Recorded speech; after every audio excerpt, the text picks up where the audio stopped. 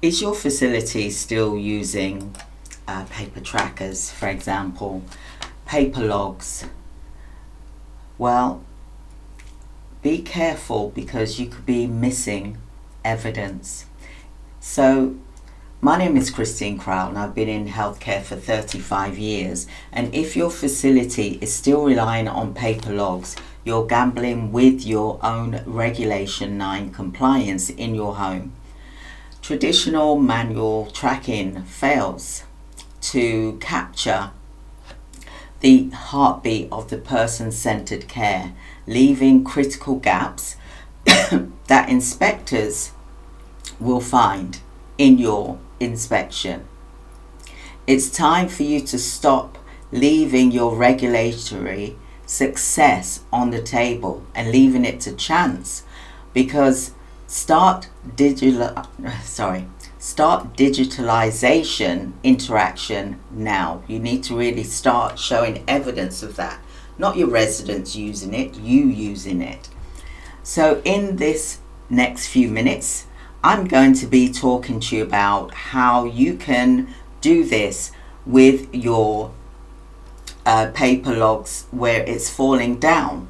So why emotional well-being data now carries the same weight as clinical data in an inspection, and how to turn that scattered notes in your inspection ready for evidence. Now, let's look at this carefully, okay? Here's the first problem, the paper. Most activity logs get filled in at the end of the shift from memory, from your own memory, not in the moment whilst it's happening. So when you write something down 2, 3, 4 hours later of what happened, you lose the momentum, you lose what actually happens. Your memories remembers that Mrs. X, for example, did an art session. You don't remember that she hesitated at first when a particular song came on, or maybe a joke halfway through that told you something real about her mood today. So digital touch points change this completely. And this is because they record the interaction as it's happening, which is what you should be doing. Not at the time of the shift. A quick note, a quick tap in the moment captures the emotional content whilst it's still fresh in your mind. Not flattened, generic summary written under time pressure or handover, or a quick short note from your memory at that time. And here's why this matters beyond just being notice, just being notes. So when you're logging in real time across every session, every day, you need to stop having isolated snapshots and start building a continuous view of the resident's quality of life. You can see a pattern that someone's mood completely dipped on Tuesday, for example, or lifts every time a specific activity is offered, and patterns like how they exactly showed what person-centered care is supposed to be built on. So paper can't show you that pattern. Unfortunately, it can't. It's setting in a, how can I say it? It really is setting in a binder, disconnected, one page at a time. That's what we're doing. So digital tracking now is connected every entry into a single continuous picture. And that's what you need to be thinking about, elevating the well-being to the clinical status that is being shown. You can also create it through your person-centered well-being program, for example. Now, on a more serious note, let's look at this. Here's something that surprises a lot of activity coordinators and managers as well. Emotional well-being data is treated with the same seriousness as clinical data, by current regulatory bodies. It's not a nice to have. It is next to blood pressure, reading, medication charts. It is partly showing that you are providing Regulation 9 and that it does exist specifically because the person-centered care involving social and emotional engagement is considered essential in the well-being as well as the physical health of your service user. So the problem is, on paper, the emotion and social data almost always ends up looking soft, not strong, a sentence or two, subjective, easy to dismiss. Digital platforms change how the evidence reads when mood, participation and engagement is actually involved. It is logged consistently and it is searchable. That same soft social interaction becomes hard evidence for you to show that you are person-centered Regulation 9, and you can show this trend line as well. You can also show the frequency, so you can show that a specific interaction measurably improved someone's engagement over time. That's the bridge into what an inspector actually needs and that they are asking you to do.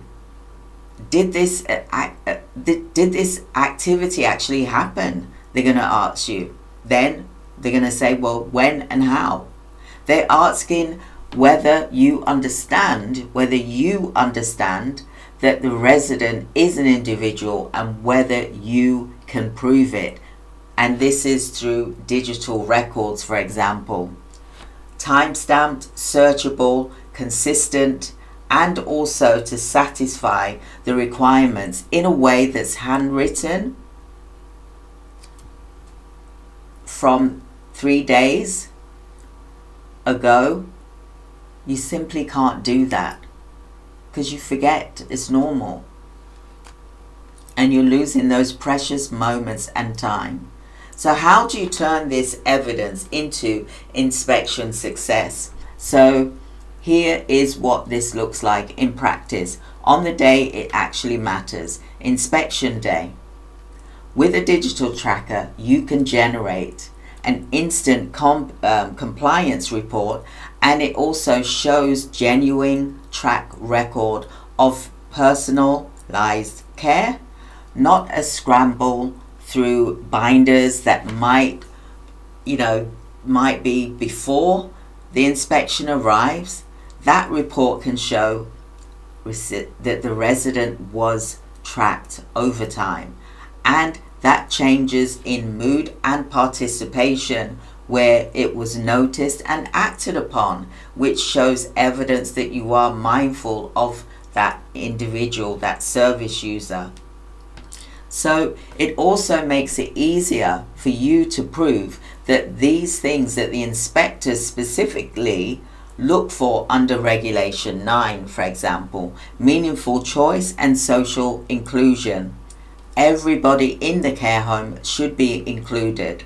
So, because instead of you trying to describe this in general policy document, flipping through a document and saying, yes, we did that, and it was in this way, according to our policies and procedures, then what you can do is you can pull up a searchable digital action that happened, archive, and show exactly when and how that resident was offered choice and how they responded. And maybe the biggest shift of all is that this moves you from reactive recording keeping to filling in forms because you have been doing so, to proactive care management where you can see engagement data, visualize over time. You're not only just creating evidence for the inspector, you're actually able to spot the resident quietly disengaging week before, it becomes a crisis and act on it. We have a flagging system, for example. This evidence is because of the tool for better care, not the paperwork that you've been using to survive inspection. This isn't about you surviving inspection, it's about continuous development for you as well. So you don't need to switch your whole home cover over the digital tracking overnight. Start with one thing and pick your next activity session, like I've done in my previous video. Watch it, have a look at it, and instead of writing it up at the end, don't write it up at the end. Shift from memory, log in the moment that is in a tracker, for example. Even something simple as a photo or a tablet right after the interaction. Notice how much more detail that you will capture in that moment compared to the usual end of shift note that is no good to you or the resident or to CQC. The difference is exactly what closes the Regulation 9 evidence gap. So if you want to see exactly what the digital Regulation 9 evidence pack looks like in practice, comment, demo, or message me and I will walk you through it. And no paper, no chasing binders before your inspection. If you found this helpful, please do like and subscribe. And also I will be covering more activity coordinator CQC evidence like this for you every week. So I will see you in the next one and have a wonderful day. Thank you. Goodbye.